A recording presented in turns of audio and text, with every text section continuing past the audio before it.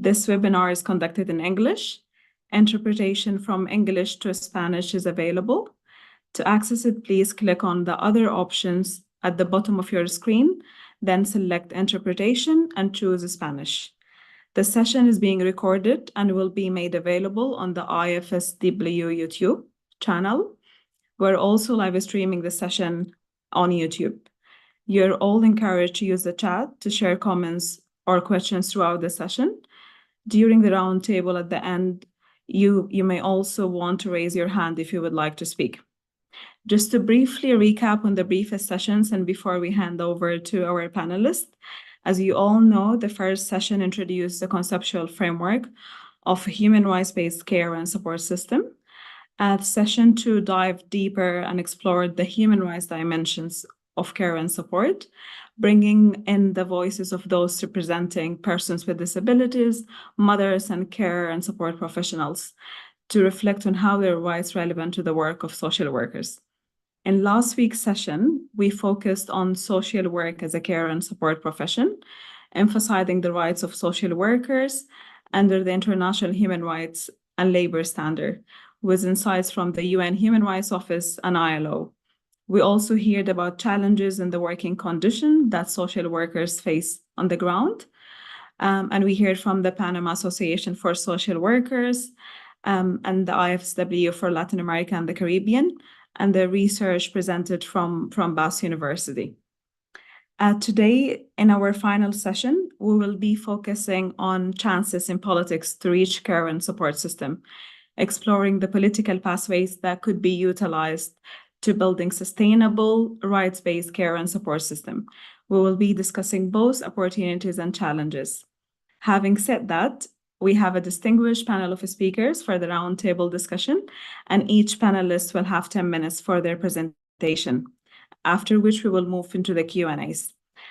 Session 1. Session 1, let's begin with our first speaker, Francisco Cosmantiel, a Senior Social Affairs Officer at the UN Research Institute for Social Development.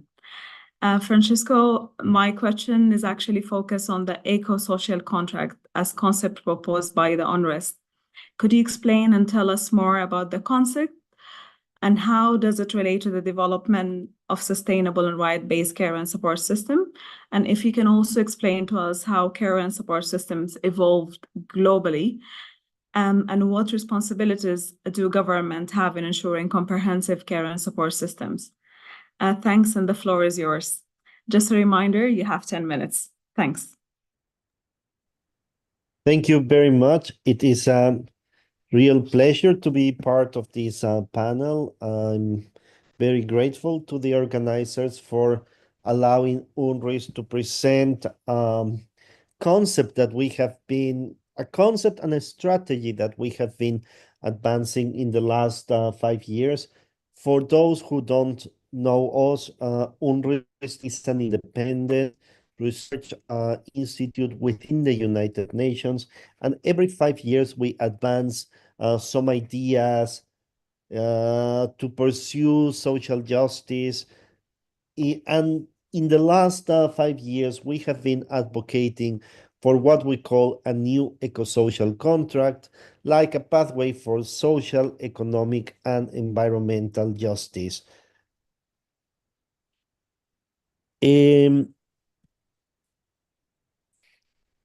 For us, the visions and principles for this new contract is like changing the narrative. And we started this 5 years ago in the midst of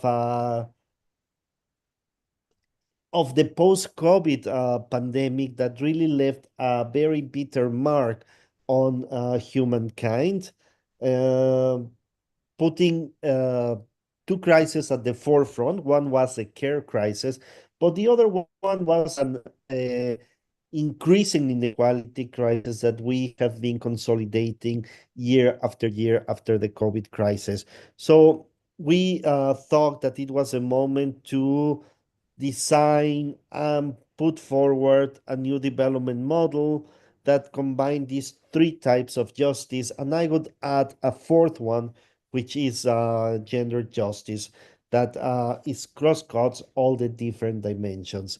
And to do that, we have been building new coalitions and alliances. And I really hope that this opportunity today also helps us to continue building these coalitions and alliances. Obviously, social contracts have been theorized for many, many centuries. We have, of course, all the classic thinkers, but I just would like to emphasize that although the social contract seems like a Western concept, all societies in the world have some kind of social contracts where rules have been accepted. So those are these explicit and implicit agreements between states and citizens, defining rights and obligations to ensure legitimacy, security, rule of law, and social justice. And of course, with the help of multilateralism, all of these agreements have gained a sort of universal acceptance and sometimes compliance. Um, can you turn off your mics? Thank you very much. Uh, as it has happened, of course, with the human rights conventions and the different types of rights enshrined in those. But just to be pragmatic, how would a new eco-social contract be different? Well, let me start about talking about 7 principles, and those principles. Something's wrong with the so those principles are human rights. Unfortunately, there is a problem with this slide, but there are human rights for everyone, is a sound social policy, transformative economics, respect for the environment, gender justice, of course, and the building different coalitions. And the pathways toward this social and economic requires a new development approach that I will stop for 1 second to explain. One is alternative economic approaches. We have seen that the current neoliberal model has just concentrated money in a few hands and has created inequalities that Sorry, can I ask everyone to mute the mic, please?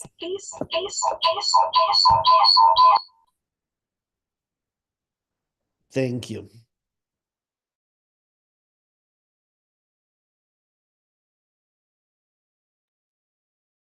You're muted, Francesco. Could you unmute yourself? Yeah, okay. Right. So we have seen that the current neoliberal model has created inequalities to levels that were never experienced before in the history of humankind. Um, and this is unacceptable to pursue the project of equality. Second, we need a transformative social policy that is underpinned by a fair fiscal contract. We all know that the richest people in the world do not pay a fair share of taxes, whereas those that are at the bottom pay pay a burden that is not fair either. So we really need a progressive fiscal contract that supports a transformative social policy, and within that social policy, we can locate a care policy. We also need a reform and strengthen mutualism and solidarities. No, and we all know that multilateralism is being threatened at this particular moment. That solidarity is being challenge, that some of the principles established since the end of the World War II are put under scrutiny. In the case of alternative economic approaches, as I said, we need a Green New Deal for the global North and South, new roles for the states. We cannot have a hierarchy of such a level between what the private sector can do and the little power that the state is having now, and re-embedding the economy back into society and nature. In terms of transformative social policy, as I said before, we need a fair fiscal contract, but also social protection, universal social protection, social services, labor market policies, and please allow me to introduce the idea of integrated care systems that support the providers and recipients of paid and unpaid care and support, to apply cross-sectoral approaches including health, education, labor market, and social protection policies, and support community-based care networks. This is much more complex than it looks because it requires a very good intersectoral coordination, which is not always easy. And of course, it needs financing across the life cycle of human beings. In the third pillar of the pathways, we see, as I mentioned, multilateralism and solidarities. When we wrote this report 5 years ago, of course, we did not have the crisis that we are experiencing right now. That makes things absolutely much more complicated. We also have to address the power asymmetries in multilateral governance, promoting the interests of the global south, trade, finance, investments. As you may know, UNCTAD released a press statement pledging to the US to protect the trade of the poorest countries in the world because the consequences would be devastating. And finally, strengthening solidarities and values, moving towards social constructs inspired by human rights and concepts such as when we build that our Ubuntu that promote harmony with nature, reciprocity, and deep community ties. But just before I stop a little bit in care systems, let me talk about a cross-cutting contract, a contract that actually exists before the social contract and is a gender contract. Because our society is completely based in this dualism of men and women and what culture constructs upon it, and that has created the biggest inequality in the history of humankind.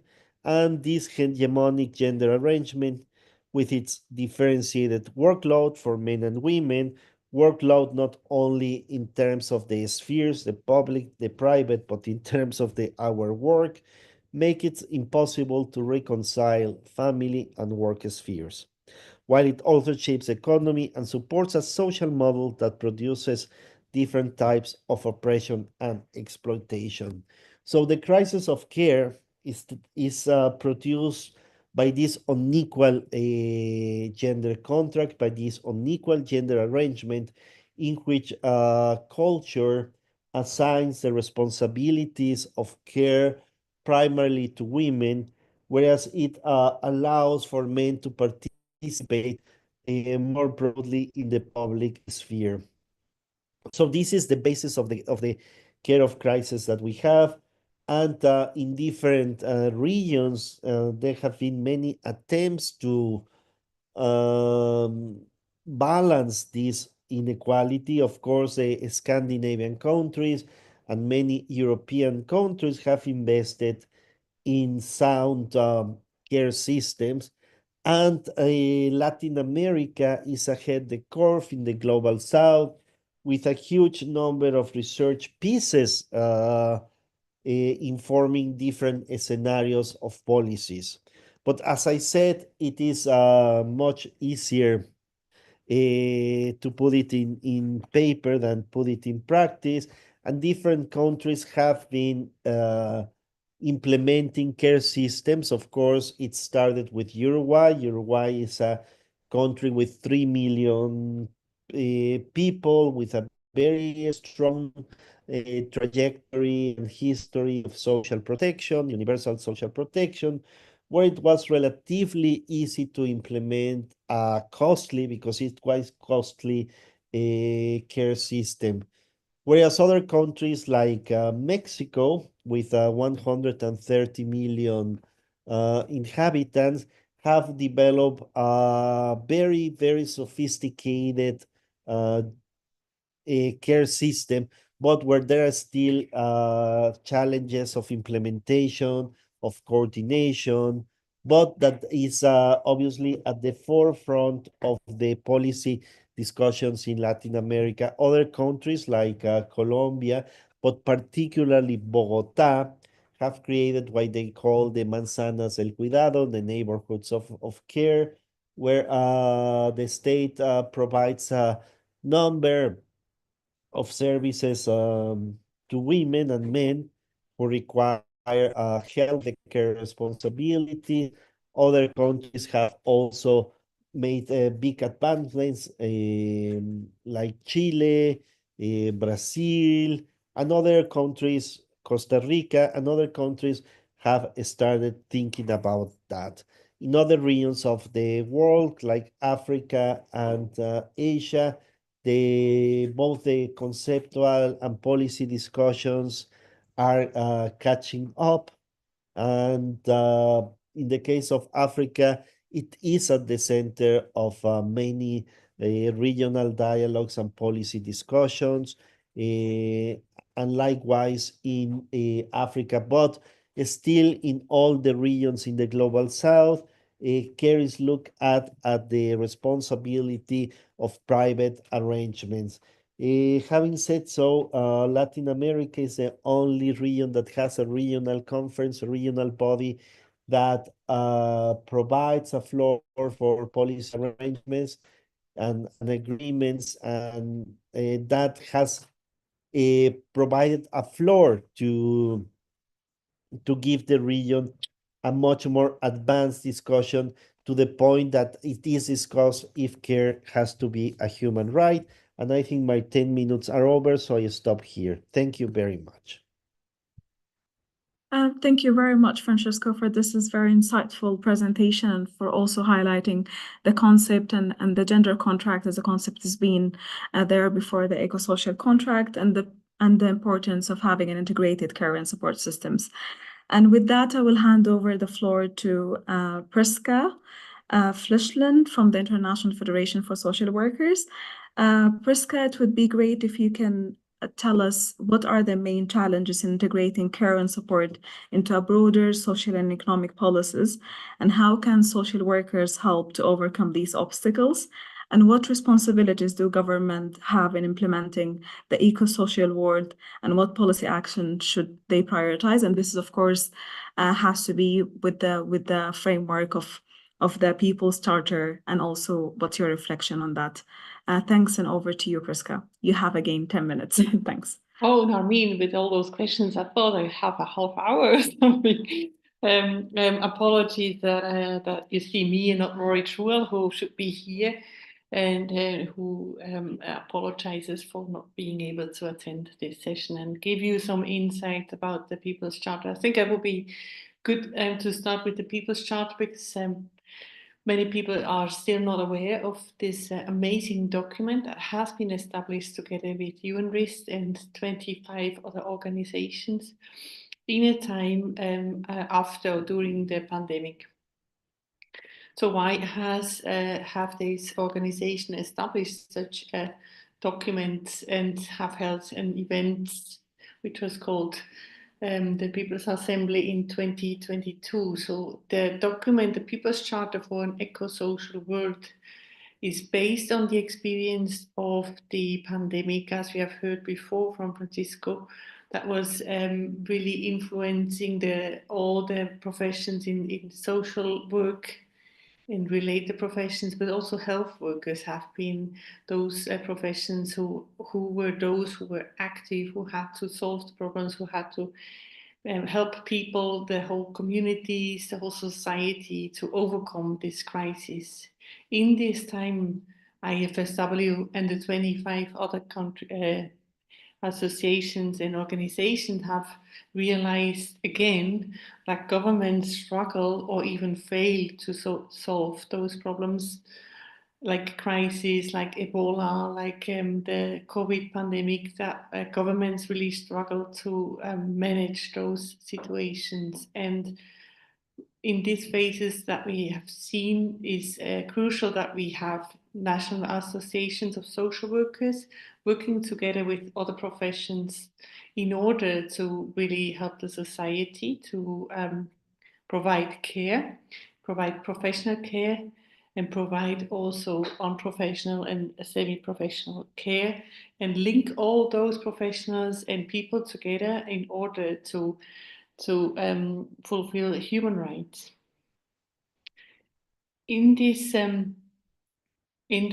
global summit that was held in 2022, this organization have also realized and underlined that the globally often seen Western dominance, Northern Hemisphere is really dominant in guiding policies, that we should have a change in this understanding. A change should happen towards supporting communities, strengthening communities in their work, raising their voices and their knowledge to a national level in order to influence policies on the national level, but also to raise further up those knowledge to a UN level and make aware that communities are those who are holding the widest knowledge. The UN has the language of leaving no one behind. When we work with the community approach, we see that we co-build a society, and people want to help each other. That's what we have learned in the pandemic. People want to have a good, safe life, not only for themselves but for everyone. But people have different values and different backgrounds. And so in this summit, it was also shown that we have a wider perspective than only the Western concept. And so this People's Charter also highlights Buen Vivir as an understanding from the more Latin American world, but also understanding from Ubuntu that we know from African countries, who is a different ethical concept that we know from Western world. And so many indigenous peoples have a set of values who actually would help us to enrich and to teach everyone to have a holistic and wide understanding, and also creating sustainable solutions. And sustainable are solutions then when we involve the people involved, but also co-creating with the actors that are involved, and always see nature as a key element of our living.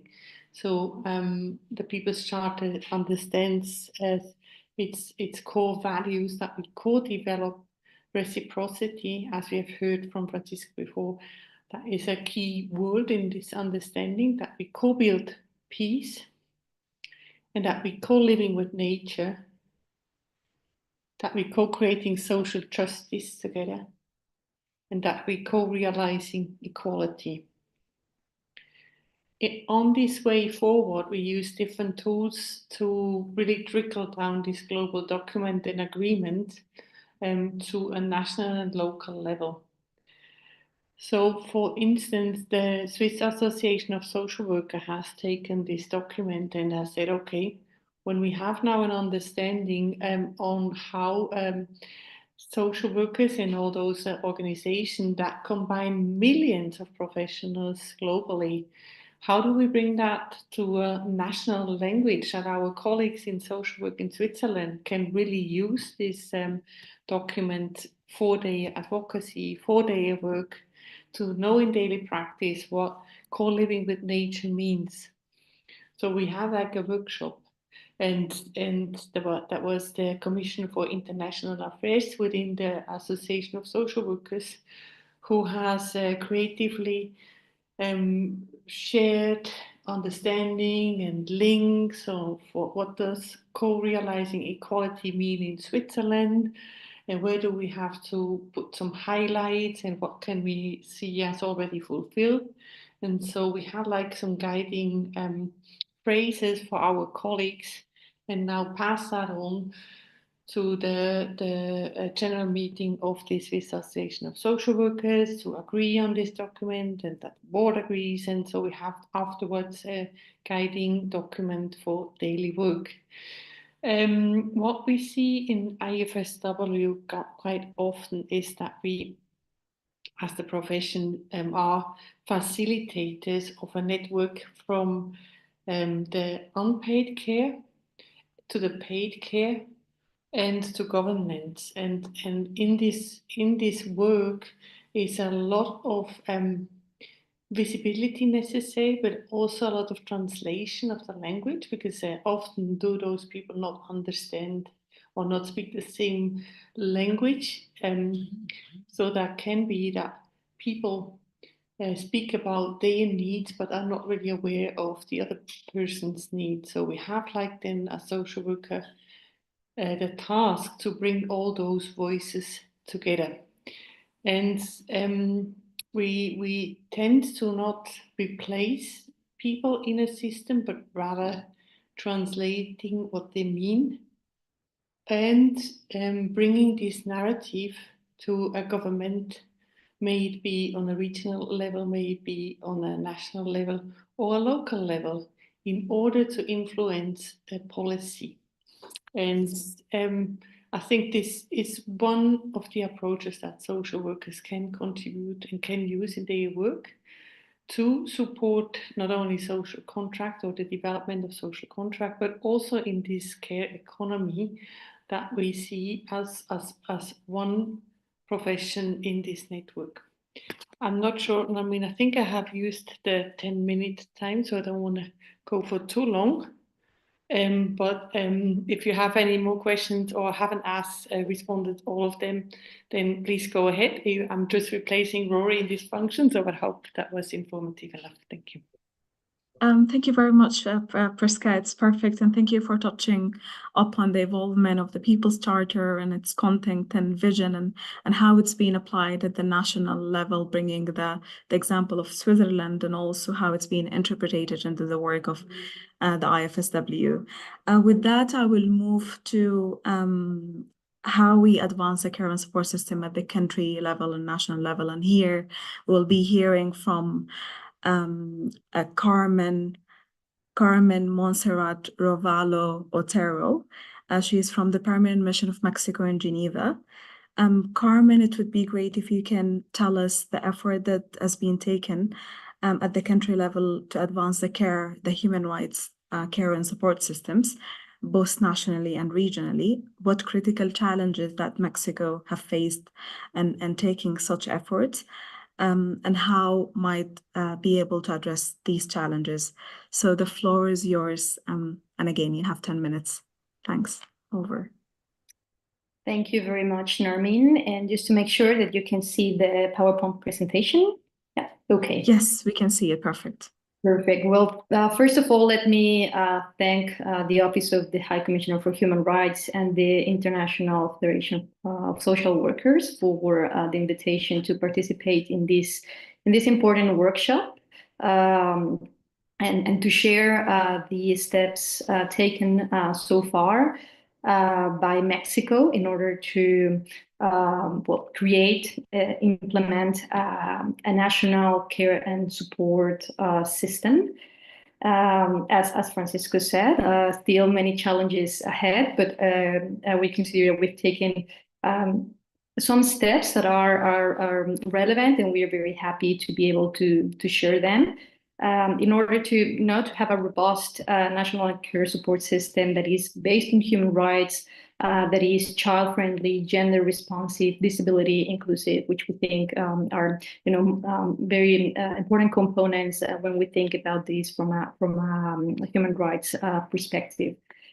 But before maybe going into the specific steps, let me just give you some figures to give you a bit of the context of well, our national context that have led to the adoption of these different measures. So in 2023, in Mexico, the economic value of unpaid care and domestic work was calculated at 8.4 trillion pesos, which is Mexican pesos, which is equivalent more or less to $4 billion. And that at that time was equivalent to 26% of the national gross domestic product. So, like it's an important percentage. And from these unpaid care and domestic work, it was calculated that more than 70% was contribution from women. So as you can see, like it's a big percentage, and this led to let us to realize how important it is to recognize, redistribute, and revalue care and domestic work and support in the country. As Silvia Federici has said, it's evident that historically, both in Mexico but also abroad, there's been sexual division of labor, in which we can see that there's been productive and paid labor, mainly carried out by men, and the domestic work, the domestic care and support has been generally unpaid, even unseen. So, I mean, the first step was to, calculate this and have these figures in order to see our reality, and from there being able to project policies, try to adopt legislation, and create a national care and support system. Important also that in 2025, the national survey for the care system, as was also in 2023, calculated that 78% of households in Mexico include individuals requiring care and support, being mothers, grandmothers, daughters, and partners typically involved in it. And in 2025, our national system for the integral development of the family, which is a national institution, calculated that in the country around 58 million people require certain type of care and support at home. So, I mean, considering that Mexico has around 130 million inhabitants, it's an important percentage. It's more or less a third of the population in it. So, this has led to a series of actions taken at the national level to build a care and support system. You may have heard, perhaps, that Mexico, for the first time in its history, has a president who's a woman. We're very happy and proud about that. And President Sheinbaum, who took office in 2024, decided to create a Ministry of Women. Before, we had a National Institute for Women, and now it's been given like a higher level, at the level of ministry or secretariat, which is the way we call it in Spanish, secretaria. And out of the 100 compromises that the president made was to build a national care system. So this is an important commitment at the highest level in the country, but since before actions were taken. And in this sense, in 2023, a tool called a care map was launched to locate services and access statistics.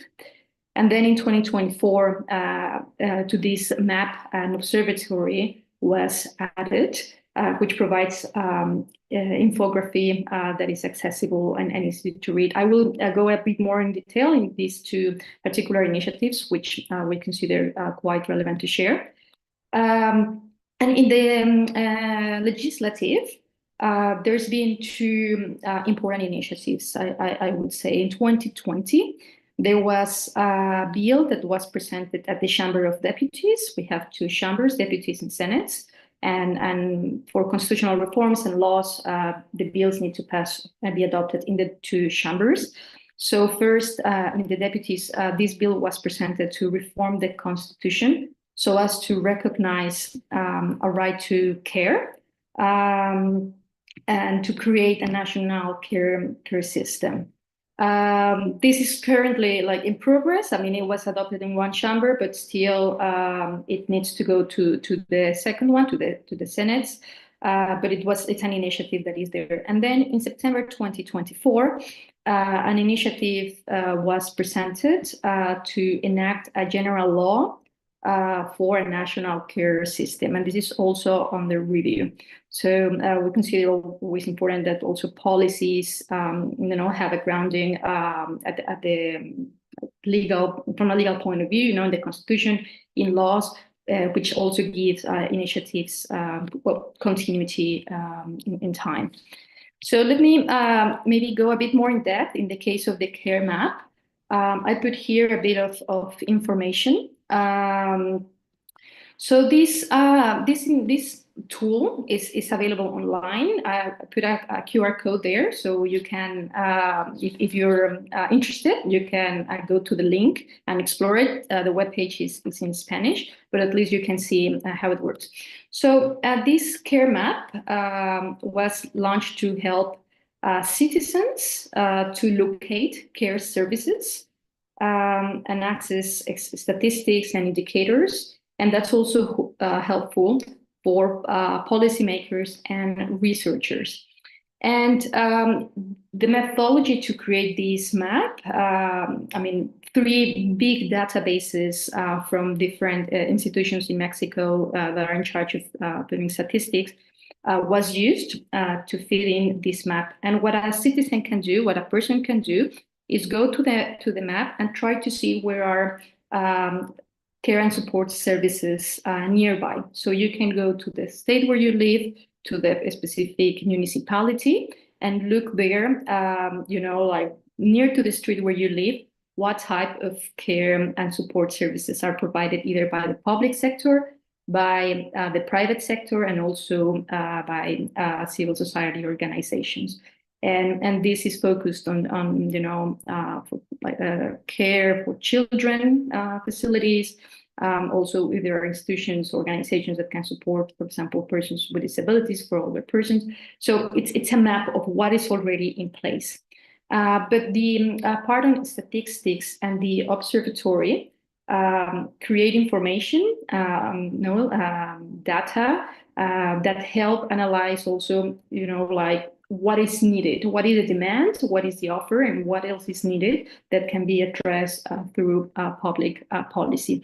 So this care map was not only made, prepared by the National Institution for Women back then, but also it counted with the support of the UN Women, the Global Center of Excellence in Gender Statistics, and researchers from El Colegio de Mexico, like an academic institution in the country. So other initiatives that maybe I would highlight, it's equal. In 2018, the Supreme Court ruled that that parents, like fathers, should have the same right as women to be able to access daycare facilities for children. So from this ruling, around 167,000 people have benefited from these services from 2019 to 2023. Then A support program for the well-being of children of working mothers was developed to facilitate access to employment and education for parents that need access to childcare services, and parents of around 300,000 children have benefited from this program in 2 years. Also important to mention that an interinstitutional working group has been established between the new Ministry of Women and the National System for the Integral Development of the Family to coordinate more than 20 agencies in the government to progressively implement the care national system, which is, in the end, coordination among institutions is always very relevant. And something that is going to be created, not yet, but it's in plan. It's to open 12 early childhood education and care centers in Ciudad Juárez and Chihuahua in the north of the country, where we have several maquilas. And it's an area where there are around almost 300,000 workers, and around 18 children need some type of care. So this is the first phase of the plan to open these 12 childcare centers. And they will be mainly focused on women in poverty, workers from maquilas, and workers from the agriculture sector. So this is like a first step, but and kind of a pilot to see how this works, and also to maybe to replicate afterwards in other parts of the country. And finally, at the local level, Mexico is a federation. So we have a government at the federal level, but we also have provinces in the country. And these provinces have municipalities. So it's a very complex federal system, but good news is that at the local level, some provinces have also taken initiative to establish at their level care and support systems. So this is the case of Jalisco, which in 2024 passed a law to create a comprehensive care system. And then in Nuevo León, in the north, another province, at the municipality level, one municipality created a care system in San Pedro Garza. So this is like some of the initiatives, and of course this requires a lot of coordination and structure. But we thought that it was relevant to share some of these initiatives, which connect towards creating a national care and support system. So I don't know how I am in time. I think I'm over my time, Yes. right? So I will Yes, leave it exactly. here. And then if there's more time afterwards, we can go maybe into regional and international efforts that we've taken, and also for spaces for participation of social workers in upcoming initiatives. But thank you very much, and looking forward to listening to the other panelists. Thank you very much, Montserrat. Exactly. We will have the final words from the panelists at the end of the discussion. Thank you very much for sharing such an inspiring, concrete step that Mexico has been taking, not only at the national level, but also at the local level, including the bills to reform the constitutional to include the right to care, and also the general law of the national care systems, and also the database which we people can actually resource for all the care and support services available across regions and at the Mexico level. So now we will also hear from a different perspective and experience in Moldova, and I will hand the floor to Praskovia Montano to tell us about the concrete steps that Moldova is taking to improve and advance the care and support systems, and how, when taking such effort to advance the care and support system, they ensure that there is a collaboration with social workers, a structured collaboration, and what issues that still need to be addressed, and what opportunities exist to deepen the role of social workers in strengthening and advancing the care and support system. So over to you, Praskovia, and again, you have 10 minutes. Thanks. Thank you, Nermin. And thank you to organizer for inviting Moldova at this international event. I'm delighted to present Moldova vision regarding capacity building and integrating the right of people with disability in care. Sorry, can I? Yeah, in Thanks. care and support services. I want to underline that my presentation is based on a situational analysis of the personal assistance service for persons with disability conducted by United Nations Human Rights in Moldova in 2023 from the perspective of the rights of persons with disability as care and support receivers and the rights of personal assistants as care and support providers, and of course the right of the both group to self-care. This situational analysis revealed the challenges encountered by those providing and requiring care and support at national level. And also this analysis provided recommendations for developing the roadmap for the process of transition from the traditional model of care and support system to one based on human rights. Also, recommendation for shaping the capacity building system model for those providing and requiring. Sorry, Praskovia. Yeah, Montserrat, could you please stop sharing your screen?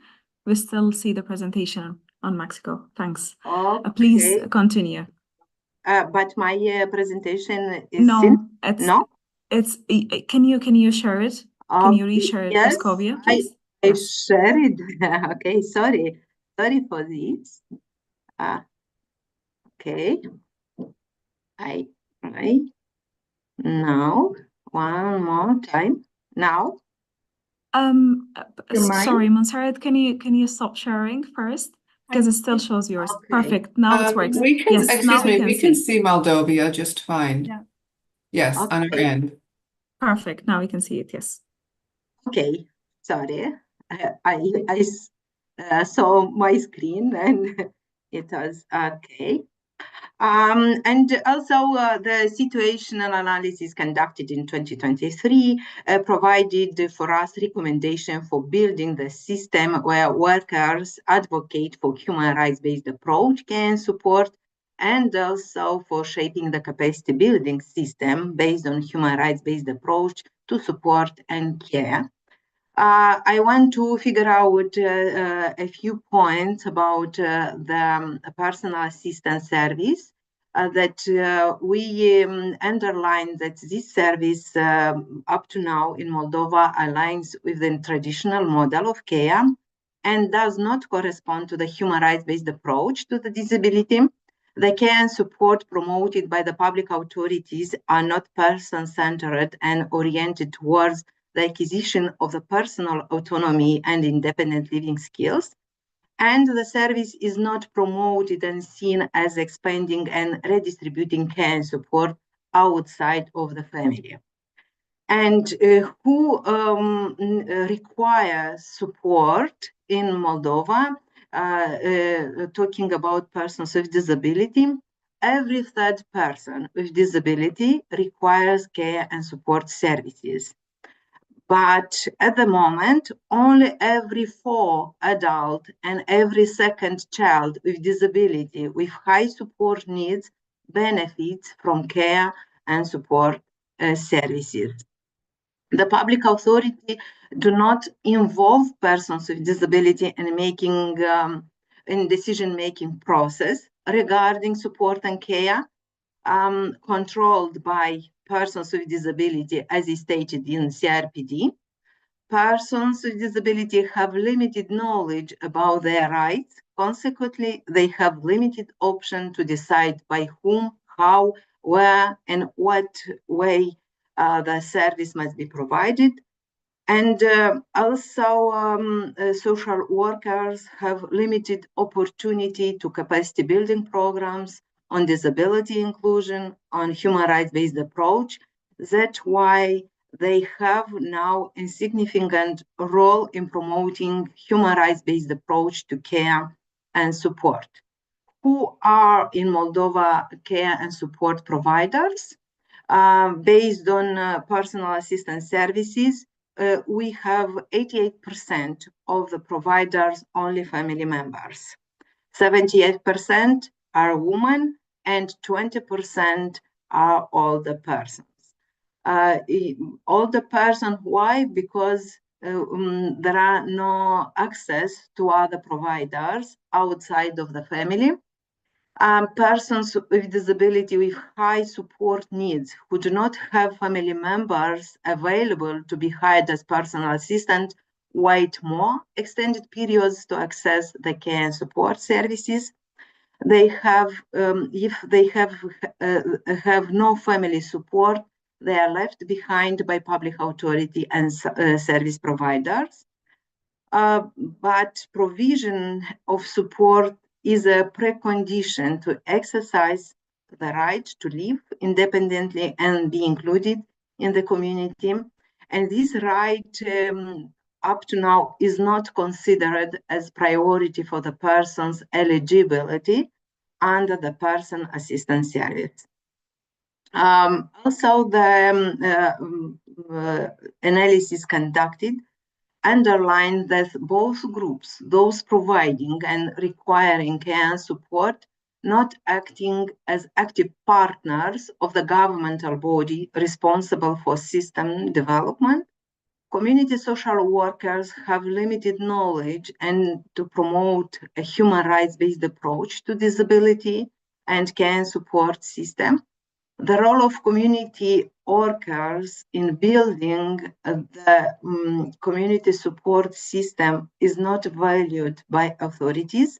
The majority of the capacity building programs for social workers do not cover the modules of the rights of those requiring and providing care and support. The university and other training providers have no capacity building programs on the human rights dimension of support for professional development of the community workers. And why the capacity building is so important for social workers? First of all, their activity directly impacts the quality and support provided to persons with disability. Human rights education is rarely provided to social workers, especially related to care and support, taking into consideration all three dimensions related to human rights.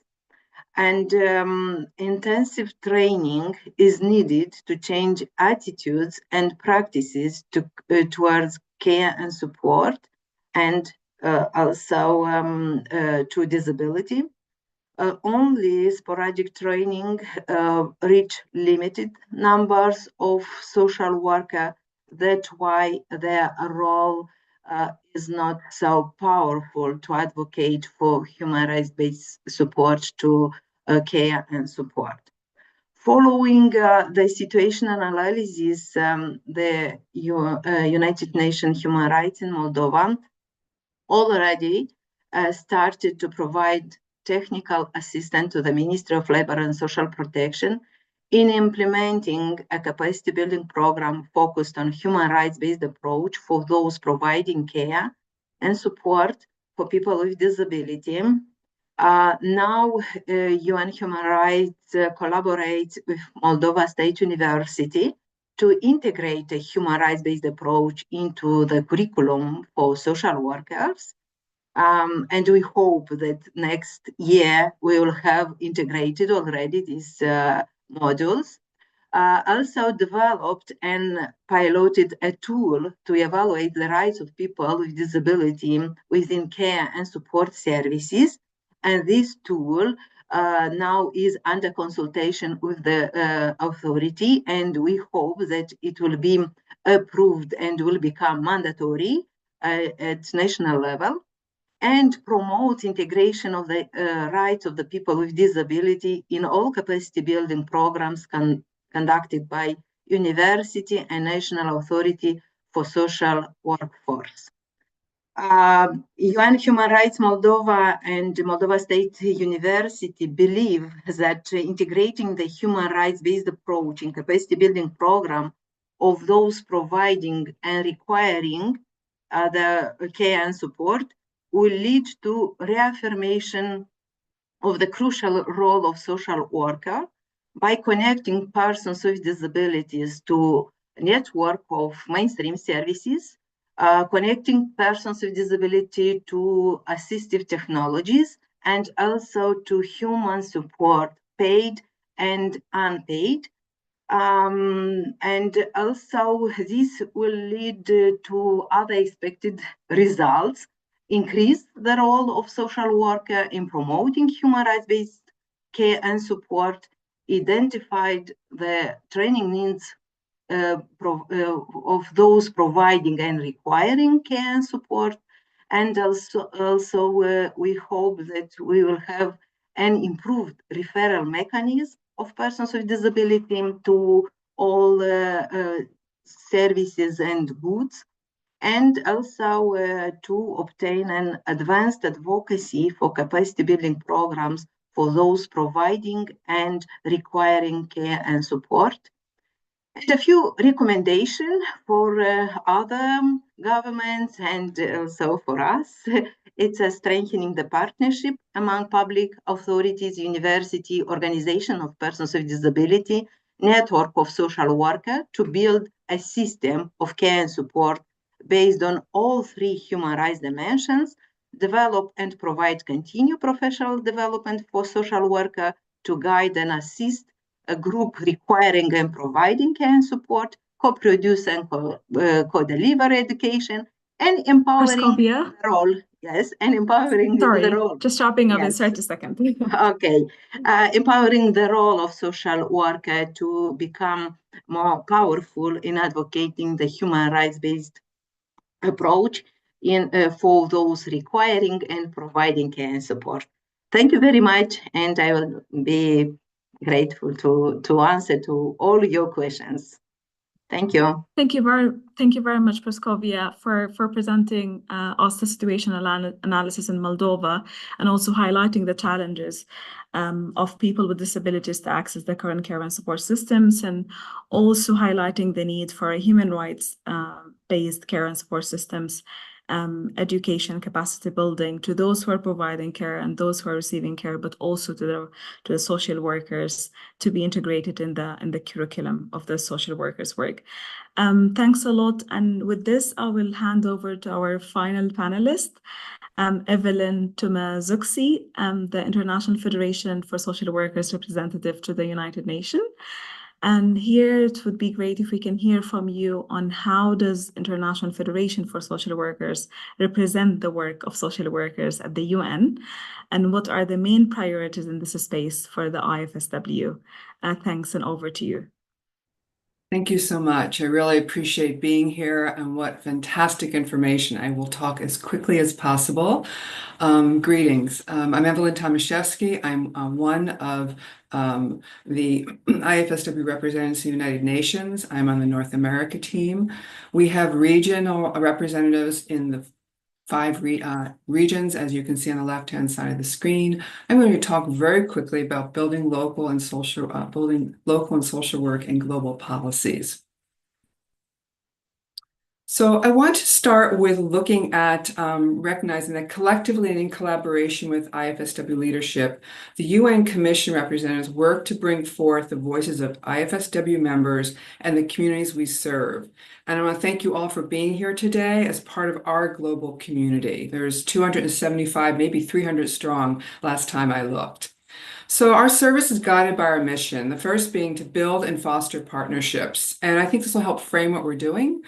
Building partnership to create global solidarity with other professionals within IFSW and within civil society groups. As members of civil society, as social workers, and like you here today, and as rights holders, IFSW UN Commission member representatives strive to create positive change for individuals, for communities, and society. Our focus of our mission is taking action through co-creation. And we start where social workers begin. We strive to engage with community members, to include social workers and those we serve, to leverage our social capital in our work through connecting and facilitating international and regional cooperation for shared learning and joint action on key issues. And I'm going to cover a few in a bit. This includes co-creating with IFSW members and regions and in partnership with UN and UN agencies and mechanisms. We also engage in policy practice and drawing from IFSW policy papers, including the eco-social practice, guided by the People's Charter, which you've heard about, and our ethical codes, we develop statements and policies that we work to enhance social work practice and promote positive social change. And overarching, like each of you here as social workers, we advocate for core ethical practice principles in social work throughout the social work profession. This is rooted in our values, standards, ethics, human rights, recognition, training, and work conditions. So I want to highlight a few of the work that we're doing in terms of co-building and co-creating. So in terms of building and fostering relationships, engaging key stakeholders. Again, rooted in engaging, working with communities as agents of change. We work quite a bit with the Committee on Non-Government Organizations, or CONGO. Here are some of the committees that we work with. We provide what were called interventions, and examples are, in this past year, working a lot with Pact to the Future Zero Draft, and what this is through listening sessions, through regional meetings, bringing in the voices of social workers, of communities, engaging and bringing that forth to be heard in the process that led up to the Summit of the Future, where we had direct participation and convened side events, again, bringing the voice of social workers and the communities that we serve. We've also done some work with the World Health Organization, convening listening sessions as part of their publication, Relational Community Engagement and its Role in Humanizing Health and Achieving Quality Integrated Health Services. And of course, today, right?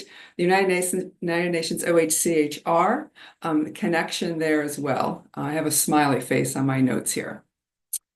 So let's look a little bit more about building and fostering partnerships to our action through co-creation and these partnerships. So I'm going to highlight two, our side events and our public statements. So this next few slides highlight how social workers facilitate and connect the continuum and the intersection of care and support services, policy work, and community-driven advocacy. We convene meetings to inform our work as representatives to you from IFSW and to elevate the voices of social workers who are in the community. So this was a part of the side event during the Commission on the Status of Women, entitled Transformative Gender Responsive Social Protections in an Eco-Social World. And the overall was co-building gender responsive social protections. Protective systems is crucial to overcoming structural barriers. Strengthening institutions requires granting women from diverse backgrounds access to participatory decision-making. Financing with a gender perspective should prioritize investments in the care economy, considering care infrastructure, social protection, and employment-related care. And so this particular event brought forth voices of social workers from North and Central America. And the key things they discussed was transforming the care economy for equity and justice, looking at the care majority and policy and practice changes that can build resources and communities. Worker ownership in the home care industry, looking at the co-building power of worker cooperatives. And addressing gender inequality and policy change to assess the education, healthcare, and challenging gender-based violence, workplace discrimination, and political corruption. Another side event we did was part of the UN High-Level Political Forum on Sustainable Development. Social workers as partners in advancing sustainable, innovative, and community-engaged solutions through co-building an eco-social world. You can see the overview in terms of focusing on Ubuntu and Benever, as we work together to forward and grow the People's Charter as a global commitment to future generations.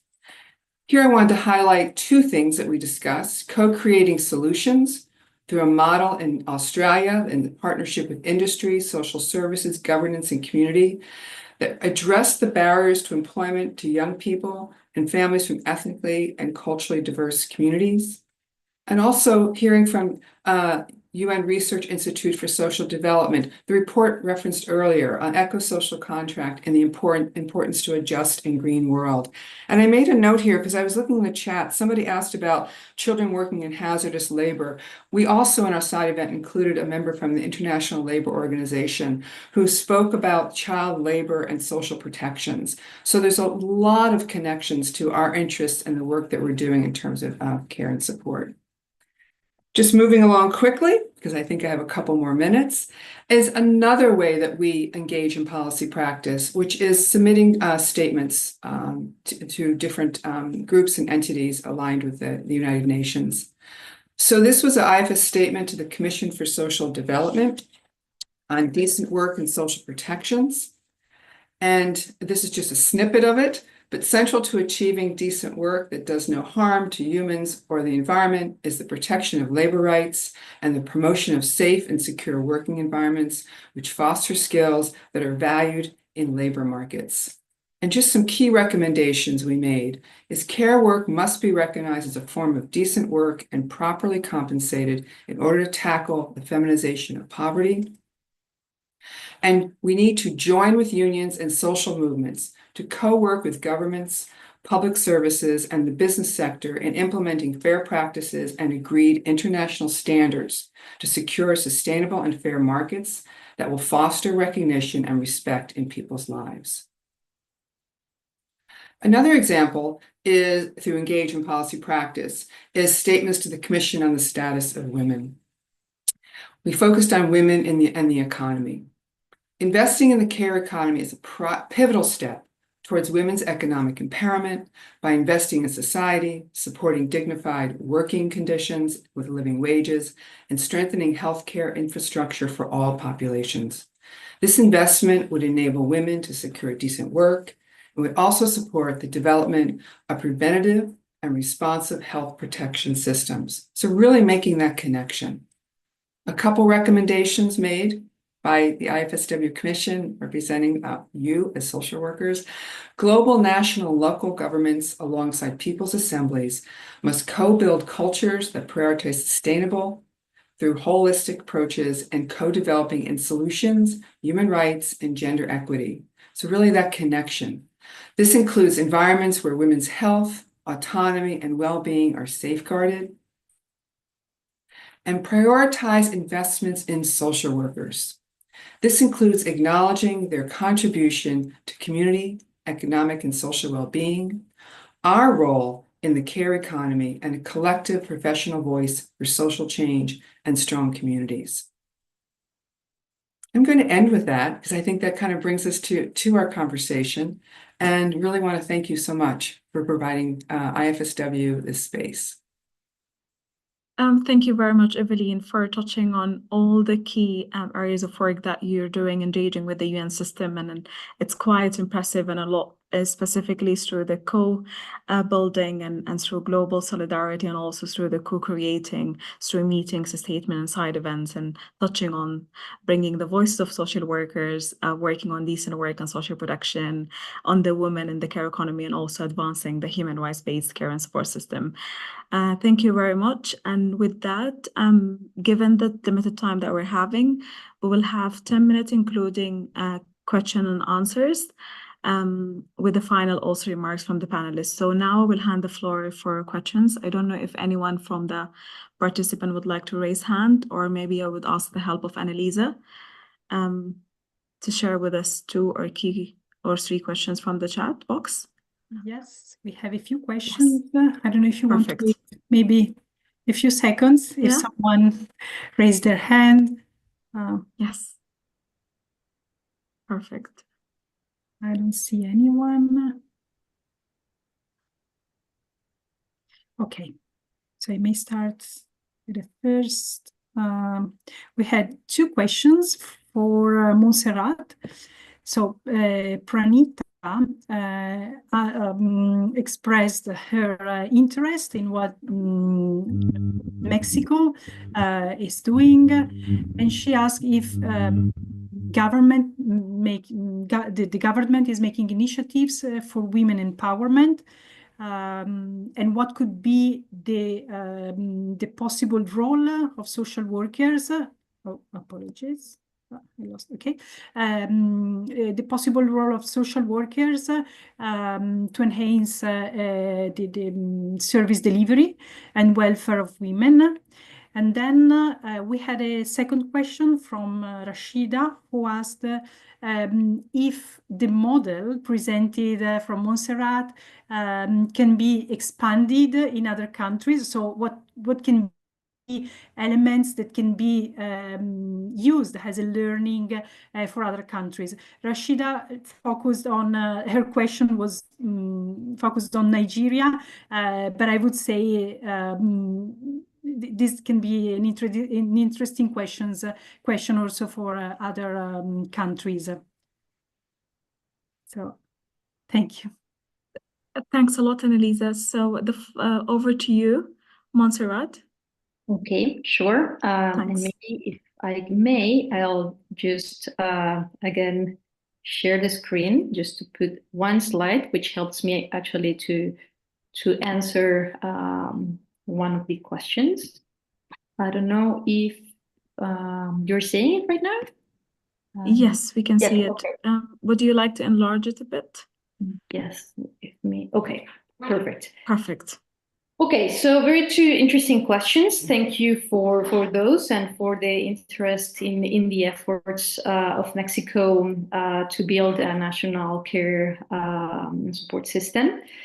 In relation to the first initiatives for women empowerment, I think it's important to perhaps mention that recently we had a set of constitutional reforms in the country, which are aimed at prevention of violence, of all types of violence, and also the creation of the Ministry of Women that I was talking about. And it's through the Ministry of Women that a series of programs and initiatives will be implemented, and some focus for women empowerment. Important to say that it's not that Mexico is focusing right now on the rights of women and girls.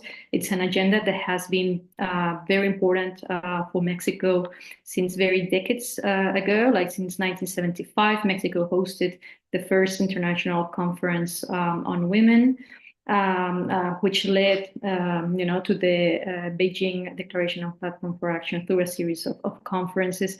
So it's a very important agenda in the country. And possible role for social workers, particularly in the context of the national system for care and support. I would say that, and in the map that I showed, first of all, I think what would be relevant in the national context is, for social workers to see to what extent different initiatives, taken at the local and national level, are incorporated in that map. Like I think that's an important aspect there. And if that's not the case, then to incorporate important initiatives from social workers and see how in the existing public, private, and social initiatives, like there can be some incorporation of social workers. In Mexico, I was looking for some data, and there are around 150,000 persons who have studied a degree on social work, and the main focus has been on the health sector. So I think there's, like a very important link there into how social workers can, fit in the system. And an important initiative is the Global Alliance. Montserrat, yes. 20 seconds left. 20 seconds, okay. So just the Global Alliance for Care, I think it's a very important initiative. It's a multi-stakeholder initiative They're participants from the private sector, from the social sector, and it was led by the National Institute of Women in Mexico and UN and Women. And I think if there is like a big opportunity here, because it's the first and the global platform to analyze, understand better, and promote the care economy. So any organization, institution interested in this can, try to get in. And this is a platform that can help also to replicate models and, share good practices. So there is the link, there's the email. So I would encourage you to have a look at the Global Alliance for Care, and if there is interest from the International Federation of Social Workers also, to be part of this and to, contribute more, and also at the local level through this initiative, it's something that I would encourage. And I leave it there. Thank you very much, Noreen. Thank you very much, Montserrat. We can take another final question, and then we give the floor back to the panelists for the final words. Annalisa? Thanks. Yes, let me. Okay. So we received a few questions on how to protect children, how to support children, especially those involved in child labor. So we have a first question for IFSW. I don't know if Prishka can address this question. And the question is how if IFSW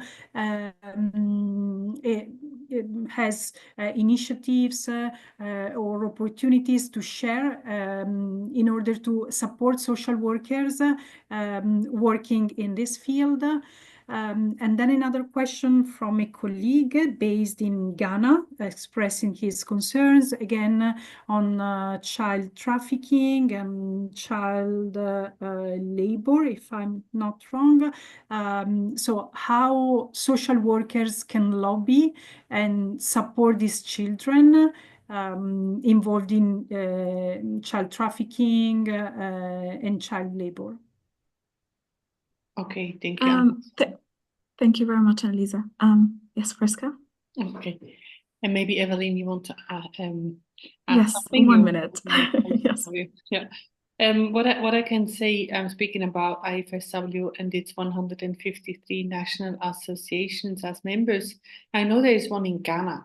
There's in Ghana an association of social workers, and we support those associations, and we support you here as the audience to become a member of your National Association of Social Workers and build a network there. Build a network of professional social workers and tackle those problems on the national level, because you know best the national law, the problems that you face, the resources and the power that you have in this country. You know that much better than IFSW can ever know. But what we can do, and Evelyn, you correct me, is whenever we are aware of issues on the level of IFSW Global, and you also representing IFSW to the UN, when we know them through statements on the newsletter at IFSW, or when you stories comes to us, then we try to implement them in our work and statements that we have. Thank you. I'm just going to jump in and say, I think that we as social workers are a key voice. You're in community, you see what's happening, you're experiencing what's happening. We are rights holders, and while we might not fit the framing of duty bearers as those who make absolute policy decisions, perhaps in the United Nations or our own governance, we have an opportunity to bring forth that information and to bring it through your associations, to bring it through doing a program, education, identifying what are the best practices. Perhaps you have a model. We heard some today. Our side events feature what's happening around the globe that we can share with others so they could be replicated or modified to be adaptable to within community or culture. International Labor Organization, UN, there's lots of resources to help guide policy and ensure adherence. UN state and states have signed on to documents. We must, as rights holders, hold them accountable. Thank you very much, Evelyn. And with that, I will hand it over again to the panelists for the final words. And it would be great if you can stick to 40-second each of one of the panelists. I will start with Francesco. Over to you. Thank you. Well, I would say that these are difficult times to think about an integral care systems. We are already seeing the economic effects of some of the economic decisions. So the fiscal space is going to be very limited in the next few years, I would say. So it's important to strategize. It's important to identify which are the most pressing needs in terms of care, which are the possible partnerships in order to advance this agenda that also coincides with a backlash of women's rights. So very complex times. Thanks a lot, Francesco. Over to you, Prisca. Yes, times are difficult, but they have always been. And there will always be some difficulties. And the stronger we have a voice and collaborate among the NGOs and the professionals, and all those who are here, all of you, share their interest, like representing a UN agency. Thank you, Francisco, for taking the time. Thank you, the governments and the universities, to take time and share your insight. And so we learn, so we grow, and so we empower ourselves and each other.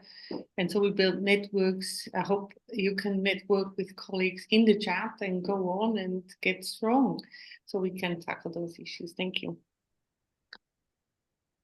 Thanks a lot, Prisca. Over to you, Montserrat, for the second. Thank you, Nermin. I promise I'll be concise. Three things. Yes, it's complicated times, but we really hope that the actions that we've taken in Mexico can inspire other countries to continue and to work into that path. And happy to share our experience. Then, yes, resources will be more limited in the future. So that's why it's important to guarantee that in federal budgets we allocate resources for care. It's something that is planned in Mexico, and thirdly, I think networking is extremely important, and to create these different partnerships, and not only with governments, but also with different entities, the UN, but also the social sector. So I would leave it there, and very happy to have participated in this panel. Thank you very much, Montserrat. Over to you, Praskovia. Thank you.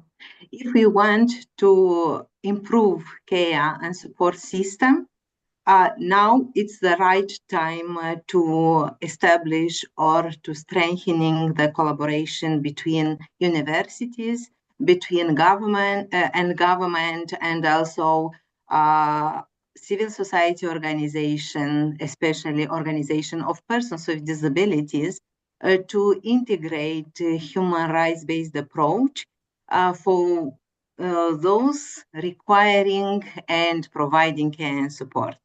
And this will be an improved care and support system. Thank you. Thank you very much, Praskovia. Over to you, Evelyn. Well, I'd love to hear from people in the chat, really, but what I'm going to say is that, what is your vision? What do you conceptualize when you hear and you've been coming to these 4 programs? What are your takeaways? How can we work together really to bring voice to those that we serve? And as social workers, one way we can bring voice is connect with other social workers, whether it's through our professional association, formally or informally, reaching out so we can collectively gain our power, our own voice. And I really appreciate what you said in terms of cooperation and partnerships, that is how we can overcome the incredible challenges that we are facing, because we really do have power in numbers and power in voice. And that's what I want to share, because that's what guides me on a daily basis. Thank you. Thank you very much, Evelyn. Thank you very much to all panelists for concluding and also like stressing the fact that while there is an obstacles and challenges to advance the care and support system, there is opportunities and hope by bringing all of us together in strengthening solidarity and support and building networks to advance the right-based care and support system. With that, I will hand over to Priska to conclude with the final remarks on behalf of the International Federation for Social Workers. Priska, you have 2 minutes. Thanks. Ooh, thank you, Narmeen, and I hope you also have in the last 2 minutes. So thank you so much. Hey, wow, 4 sessions have been held on care and support system based on the care economy approach. That's what was the point that we started with. And thank you, OHCHR and the whole team there, Narmeen and your colleagues. Thanks to all the speakers and the audience. It was a marvelous course that we could held. We had more than 1,800 people who subscribed, and I know many of them watch the records on YouTube later. Some of you have asked for getting the certificate in all 4 sessions. Have you been asked? And here it is, the news. In the chat, you'll find the link for those who have attended all 4 sessions that you can follow this link and use this password, and then you can develop the certificate. But it will also be sent with a final email, probably together with some questions asking for your feedback. We have said at the beginning that we want to think about creating a policy paper for supporting social workers globally, giving them guiding information and thoughts to the care and support system and how they could contribute on a national level. That has first to go, first it has to be developed. Second, it has to go to the general meeting that will be in June next year in Nairobi, the general meeting of IFSW. And after that, when they agree, you'll have a brand new policy paper. Some of you might be interested in contributing, and please see the final email that will be sent. So we'll have then a question and asking who wants to contribute. It's all volunteer work, same as for us, Evelyn and me, and Annalise. I know we are all working as volunteers. So again, warmest thanks to all. Looking forward to see how you spread this message and use it in your daily work. So back over to you, Amin. Thank you very much, Priska. And on behalf of the UN Human Rights Office, I would also like to thank everyone who joined us today, and also to thank the International Federation for Social Workers for such a great collaboration, and thanking everyone throughout this CPD series. It's been an incredible, insightful journey for all of us. And I have to say, we've got to learn a lot from the social workers' perspectives and expertise, and also from the distinguished panelists. And I hope that you found also this valuable and inspiring. We look forward to a continued engagement with you in the future.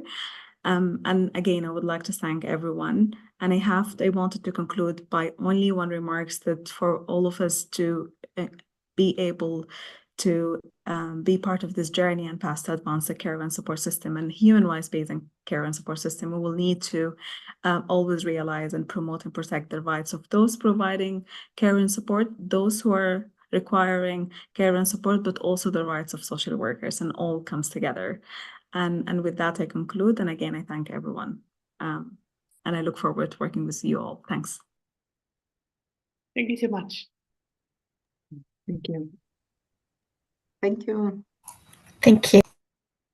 Thank you.